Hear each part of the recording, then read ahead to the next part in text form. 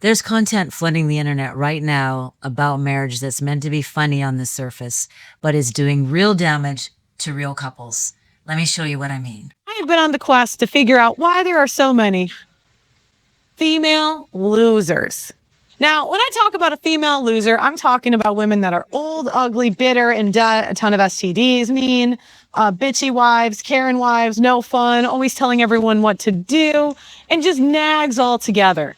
Every single one of those labels, bitter, mean, a nag, loser, they get attached to a whole category of women with zero context. Women don't just wake up bitter and resentful. They become that way. Years of feeling unseen, unheard, dismissed, hurt in ways that never got dealt with. Those are wounds. And wounds that don't get treated, they don't just disappear, they shape you. Now, I know that this content was meant to be edgy and funny. And there's this whole corner of the internet that has been built around this kind of content. But let's be honest about what it's actually doing. When you slap a label on a human being like loser, you stop being curious about them. You stop asking what happened to them that caused them to be that way. You just dismiss them. The moment you stop being curious and you start labeling your spouse instead, that's when things really fall apart. Labels tear down. They don't build anything up. Now, a lot of these monsters are created in marriage. There's some idea from the conservatives that marriage is great for men and women and that it just brings out the best in each other. But in my experience, in a lot of cases, it actually brings out the worst in each other. Okay, actually, she's not wrong about this part. Marriage can absolutely bring out the worst in people. But notice what's actually missing here. It's not marriage that brings out the worst in women. It's marriage that brings out the worst in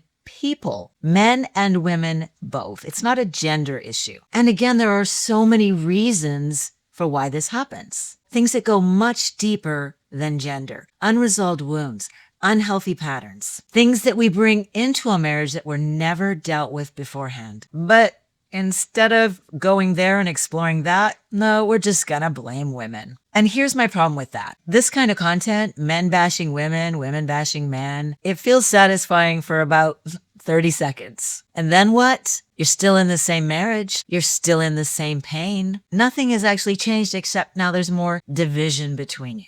Gender polarization doesn't fix marriages. It just makes it harder for the two of you to find your way back to each other. So you start off with this happy family. So you got the mom, the dad, and the kids, and everything's going good. And what happens is men will tell the women to do something. Now, men, really, especially fathers, they have the women's best interest at heart.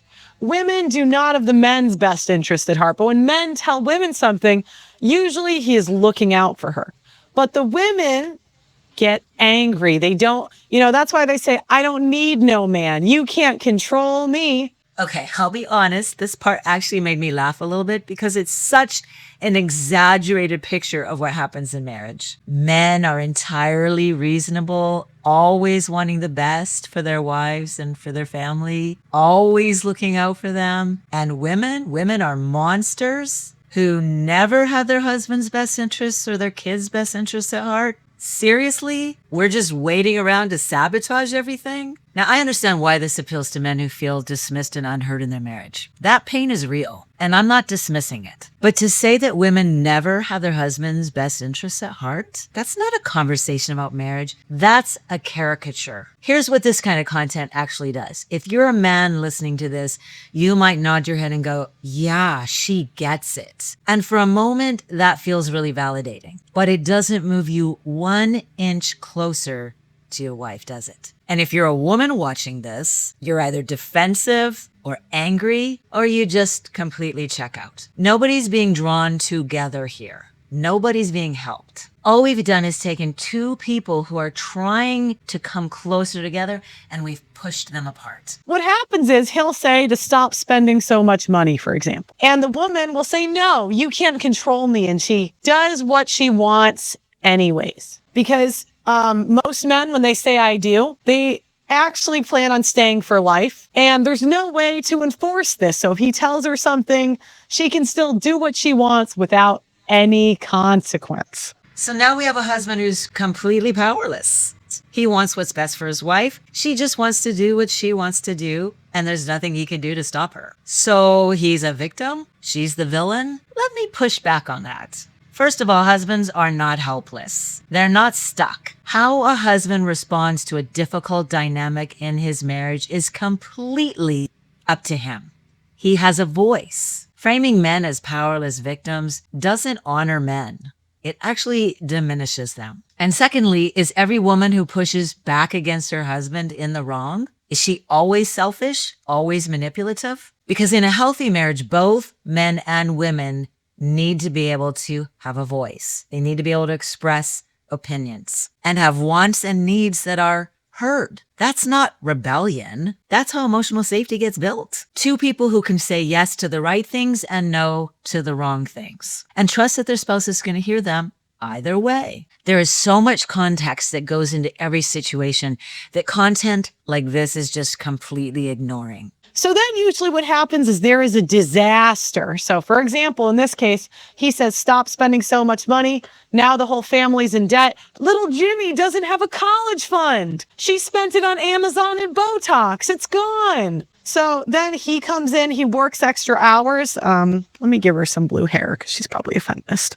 He works, I put a little cape on him. He saves the day. So he says, do you know what, honey? I'm going to work some extra hours. I'm going to fix your problem.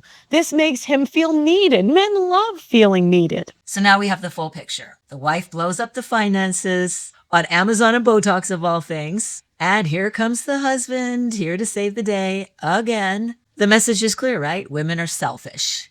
They never think about anyone but themselves. And men just spend their lives cleaning up the messes that we women make. And they're okay with that because it makes them feel needed. Now, do men need to feel needed?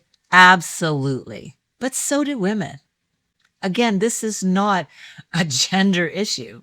This is a people issue. But is this most marriages? In over 30 years of working with couples? No. This is not what I see walking through my door every week.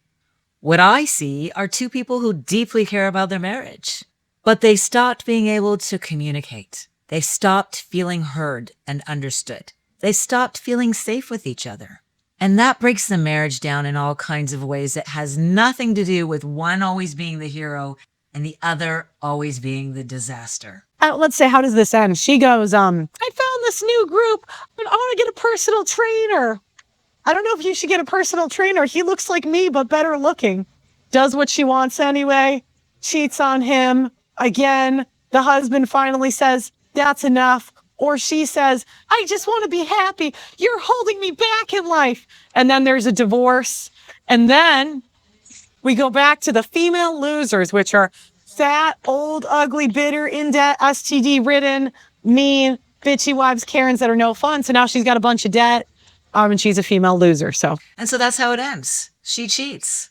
Marriage over. Because I guess that's just what we women do. The husband never had a chance, did he? He did everything right. He was reasonable. He was wise. He was patient. He saved the day over and over again. And she just couldn't help herself. You know, I've been working with couples for over 30 years. And I want to say something very clearly. Infidelity is devastating.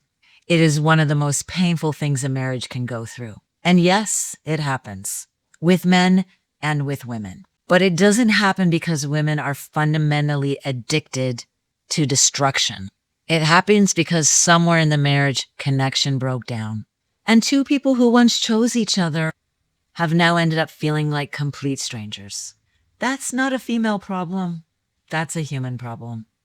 And this is the worst kind of response to that problem.